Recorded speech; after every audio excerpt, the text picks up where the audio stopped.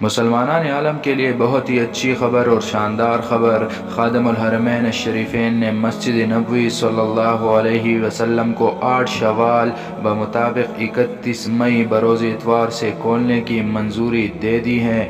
تمام تر حفاظتی اقدامات کے تحت مسجد نبوی کو مرحلہ وار اتوار سے نمازیوں کے لیے کھول دیا جائے گا۔ اس سے قبل 4 شوال کو سعودی حکومت کی جانب سے کرفیو میں نرمی سمیت معمولات زندگی بحال کرنے کے لیے مرحلہ وار اقدامات شروع کیے گئے تھے، تاہم حرمین شریفین کے متعلق کوئی اعلان نہیں کیا گیا تھا۔ گزشتہ روز مسجد نبوی کے انتظامی امور کی کمیٹی کی جانب سے اپنے ٹویٹر اکاؤنٹ پر مسجد نبوی کے کھولنے کے متعلق تمام تر خبروں کی تردید کی گئی تھی، تاہم آج خادم الحرمین الشریفین کی جانب سے کمیٹی کی سفارشات منظور کر لی گئی ہے اور اب مسجد نبوی کو مرحلہ وار تمام تر حفاظتی اقدامات کے تحت اتوار کے دن سے نمازیوں کے لیے کھولا جائے گا۔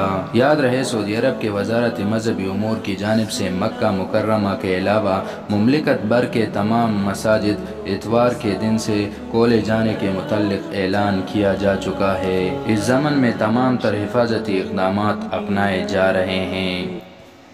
یہ تھی اب تک کی اپڈیٹ سعودی عرب سے مصدقہ خبروں اور درست معلومات کے لیے اس چینل کو سبسکرائب کر کے بیل آئیکن کو دبائیں۔ اللہ حافظ و ناصر۔